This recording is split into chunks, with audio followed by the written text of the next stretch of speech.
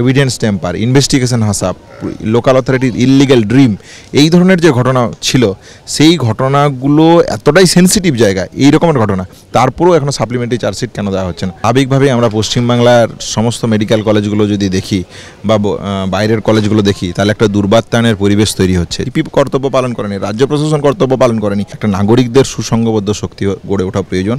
যদি এই জায়গাটাকে আমরা গড়ে তুলতে পারি, তাহলে সমাজে যে ধরনেরই অপরাধমূলক ঘটনা ঘটুক না কেন, তার বিরুদ্ধে নাগরিক সমাজ সচেতনভাবে প্রয়াস করতে পারবে। আর.জি. কর কাণ্ডের 1 বছর রয়েছে ক্যাম্পাসের মধ্যে এবং আমাদের সঙ্গে রয়েছেন জুনিয়র ডাক্তার অনিকেত মাহাতো।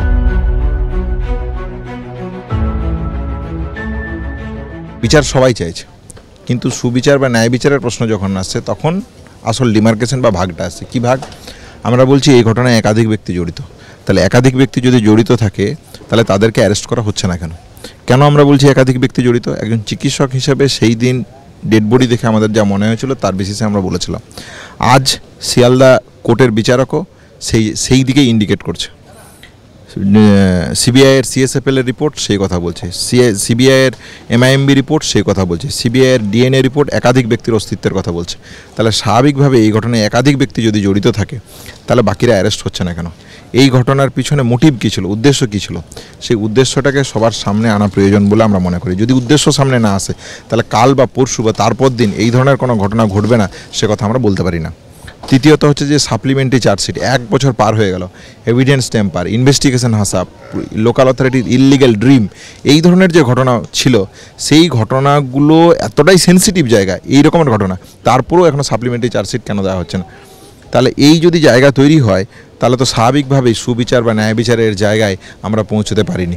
তাহলে সেই জায়গা থেকে West Bengal junior doctors front সুনির্দিষ্টভাবে মনে করে যে আমরা এই আন্দোলনের প্রথম দিন থেকে যেভাবে ছিলাম, আন্দোলনের যে ধারাবাহিকতা, আন্দোলনের যে প্রেক্ষাপট, আন্দোলনের যে স্পট, সেই জায়গাগুলোকে সামনে নিয়ে আমরা আন্দোলনকে এগিয়ে নিয়ে যাব।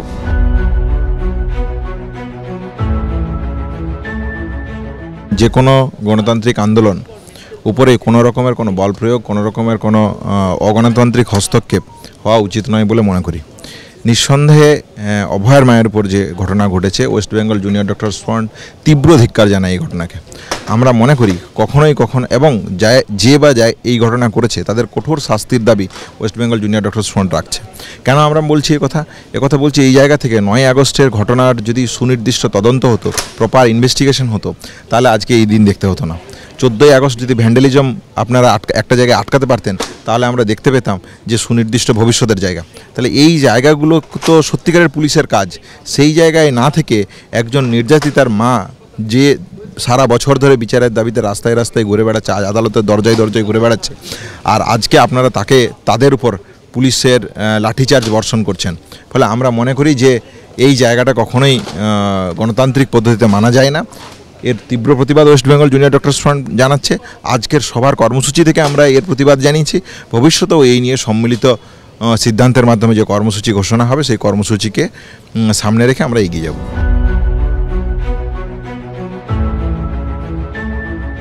স্বাভাবিকভাবেই আমরা পশ্চিমবাংলার সমস্ত মেডিকেল কলেজগুলো যদি দেখি বা বাইরের কলেজগুলো দেখি, তাহলে একটা দুর্বাত্মায়নের পরিবেশ তৈরি হচ্ছে, যেটার শব্দবন্ধ তৈরি হচ্ছে থ্রেড কালচার।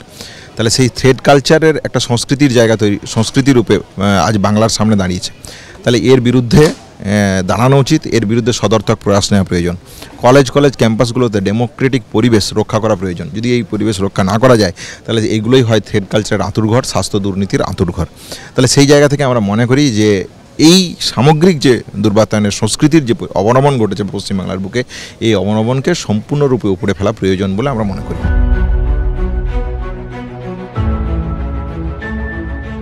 একজোট হওয়া প্রয়োজন, এটা নিয়ে কোনো ডাউট নেই।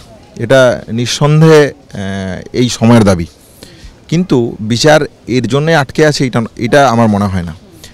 আমি যেটা মনে করি সেটা হচ্ছে যে সিবিআই বা সুপ্রিম কোর্ট তাদের যে ভূমিকা, তারা যদি এই ভূমিকা পালন করতো, তাহলে তো সাধারণ মানুষকে, নাগরিককে আন্দোলন করার প্রয়োজনই পড়তো না। তাহলে আমরা একটা অর্থে ধরেই নিচ্ছি যে সিবিআই কোনো কাজ করবে না, পুলিশ কোনো কাজ করবে না, প্রশাসন কোনো কাজ করবে না, নাগরিকরা আন্দোলন করবে, তবে দাবি দেওয়া আসবে। তাহলে এটা তো হতে পারে না। এটা তো গণতান্ত্রিক অধিকার যে কারো উপর রেপ হবে, মার্ডার হবে, ধর্ষণ হবে, খুনোখুনি হবে, তোলাবাজি হবে, এগুলো ডেমোক্রেটিক কান্ট্রি কি চলতেই থাকবে? তাহলে এইগুলো চলতে থাকবে। আর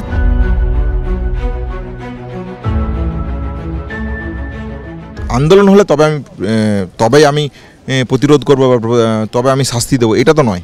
তাহলে তার গভর্নমেন্টের তো একটা সুনির্দিষ্ট স্ট্রাকচার থাকা উচিত, সুনির্দিষ্ট পয়েন্ট থাকা উচিত, যে পয়েন্টের বেসিসে সে এটার বিরুদ্ধে প্রতিরোধ গড়ে তুলবে। তাহলে প্রয়োজন আজকে যে জায়গাটা তৈরি হয়েছে সেই জায়গা থেকেই প্রথম যে প্রশ্ন, যে জোটবদ্ধ হওয়া প্রয়োজন উন্নত নৈতিকতা আদর্শের উপর ভিত্তি করে, এবং জোট হওয়া প্রয়োজন যে এই যে নেক্সাস অভয়কাণ্ড আমাদেরকে কী দেখিয়েছে, যে টালা থানার পুলিশ কর্তব্য শুধু পালন করেনি তা নয়, কলকাতা পুলিশ কর্তব্য পালন করেনি, যে এসআইটি তৈরি হয়েছিল তারা কর্তব্য পালন করেনি, সিপি কর্তব্য পালন করেনি, রাজ্য প্রশাসন কর্তব্য পালন করেনি, সিবিআই পালন করেনি, সর্বোপরি সম্মান রেখে বলছে সুপ্রিম কোর্ট পালন করেনি। তাহলে এই যে একদিকে নেক্সাস, এই যে একদিকের পুরো সিস্টেমের যে পরপর ধাপ যদি দেখি, তাহলে এই সমগ্র ধাপ আজকে কোলাপস হয়ে গেছে এক বছরের ঘটনাকে বিচার করে, এবং এইটা দিনের আলোর মতন এক্সপোজ হয়ে আছে। তাহলে এর বিরুদ্ধে একটা সম্মিলিত প্রতিবাদ, গঠনমূলক প্রতিবাদ উন্নত নৈতিকতা এবং আদর্শের উপর ভিত্তি করে প্রয়োজন বলে আমার মনে হয়। এই জায়গা যদি থাকে তাহলে এই শক্তি যাই করুক না কেন, সাধারণ নাগরিক, সাধারণ মানুষ ন্যায় বিচার ছিনিয়ে আনতে পারবে।